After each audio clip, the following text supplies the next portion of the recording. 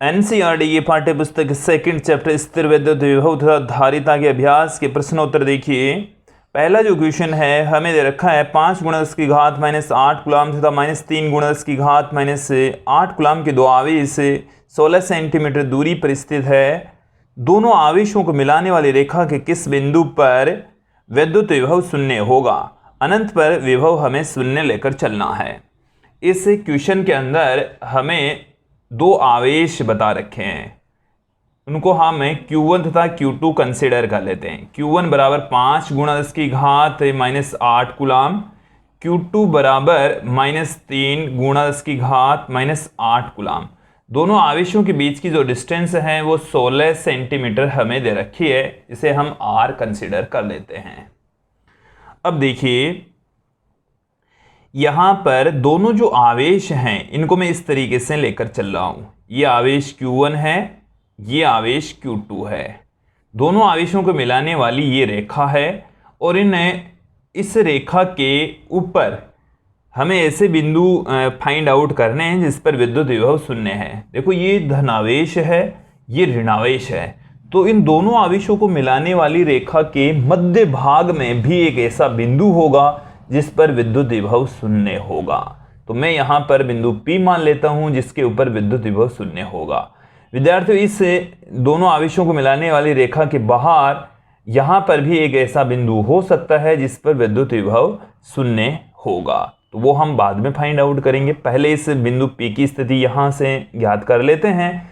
ये जो आवेश Q1 है इससे बिंदु P की जो स्थिति है वो हम अक्ष कंसीडर कर लेते हैं। विद्यार्थियों हमें Q1 तथा Q2 के बीच की जो डिस्टेंस है वो 16 सेंटीमीटर दे रखी है, जिसको हम स्मॉल r के इक्वल लेकर चल रहे हैं।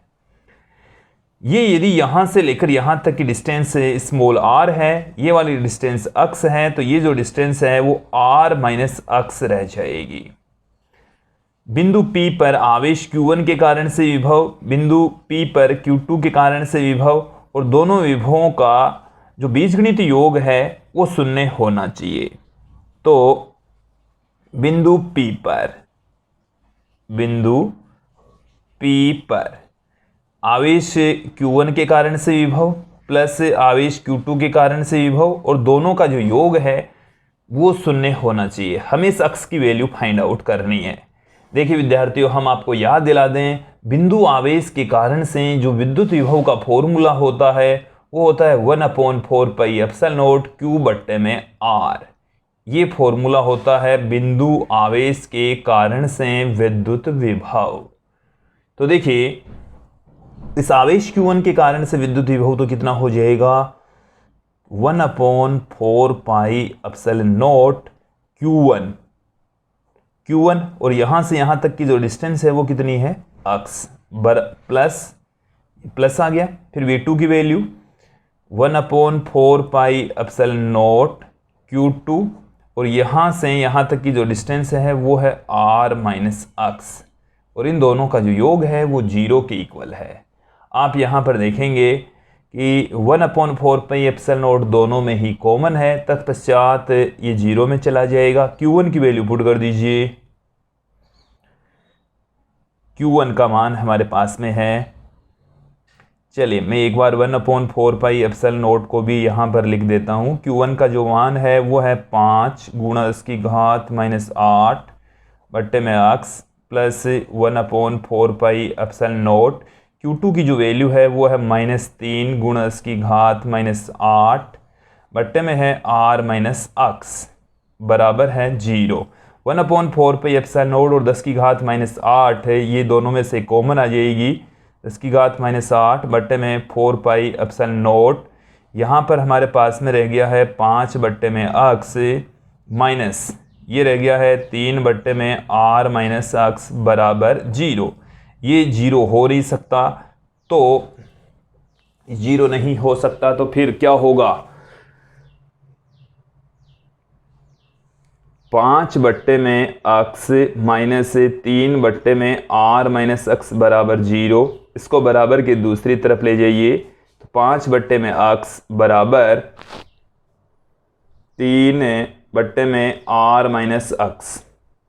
देखिए इसको वज्र गुणा कर लीजिए, 5 गुणा में r माइनस एक्स बराबर 3x, 5r माइनस 5x बराबर 3x, 5r बराबर ये हमारे पास में आ चुका है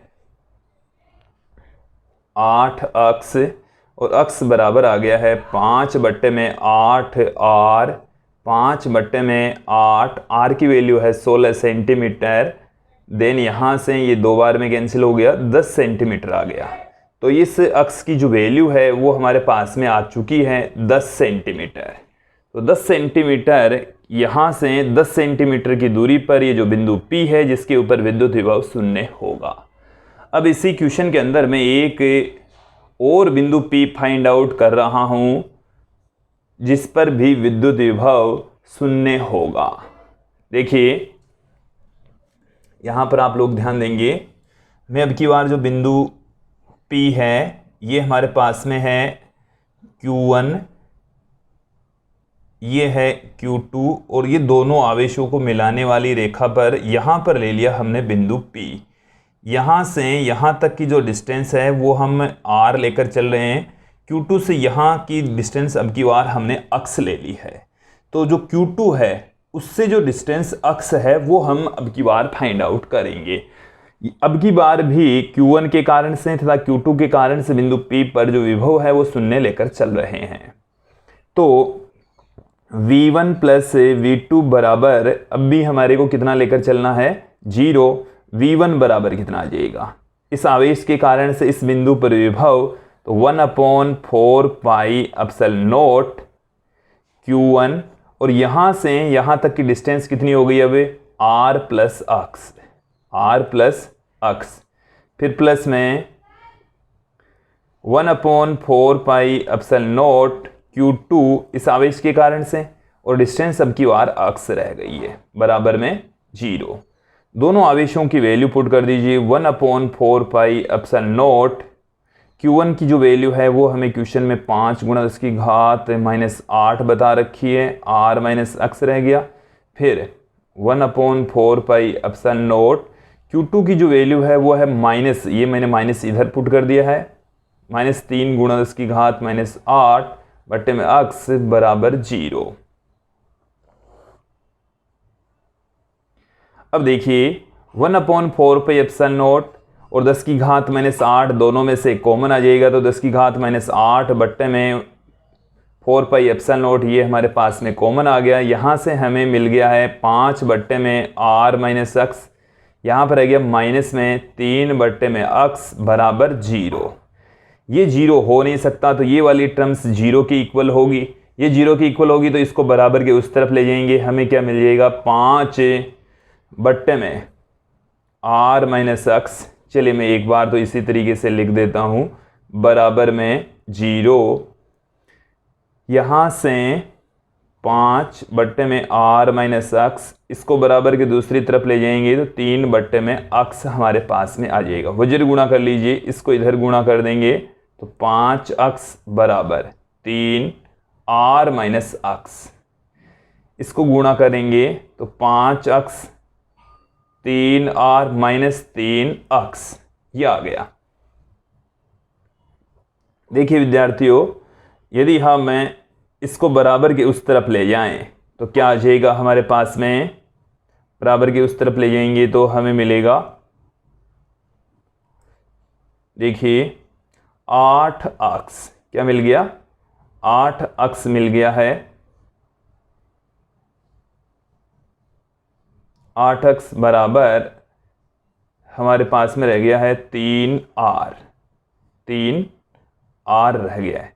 विद्यार्थी इस क्वेश्चन में थोड़ा सा यहाँ पर हमने मिस्टेक कर दी है, ये आएगा r प्लस एक्स। यहाँ पर देखिए ये r प्लस एक्स था, तो यहाँ पर भी r प्लस एक्स, ये भी r प्लस एक्स ही है, ये भी r प्लस एक्स ही है, ये भी r प्लस एक्स, यहाँ पर भी r प्लस एक्स, ये 3r प्लस 3x आएगा, तो 3r ये इधर जाएगा, तो यहाँ पर अब 2x ही रह गया है, 2x बराबर रह गया है 3r। देन x बराबर हमारे पास में आ गया 3r बट्टे में 2, और r की जो वैल्यू है वो हमें दे रखी है 16। 16 को आप 3 से गुणा करेंगे तो 48, 48/2 हमारे पास में आ गया। तो अक्स का जो मान है वो आ गया है 24 सेंटीमीटर। कितना आ गया है? 24 सेंटीमीटर आ चुका है। तो दूसरा बिंदु है वो यहां से 24 सेंटीमीटर की डिस्टेंस पर रहेगा और आवेश Q1 से 40 सेंटीमीटर की डिस्टेंस पर, क्योंकि अक्स का मान 24 आया है अब की बार, ये 24 है तो ये 16 है, तो 16 + 24, तो Q1 से ये 40 सेंटीमीटर पर और Q2 से 24 सेंटीमीटर की डिस्टेंस पर ये बिंदु P होगा। तो ये था हमारी पाठ्यपुस्तक का अभ्यास का पहला क्वेश्चन।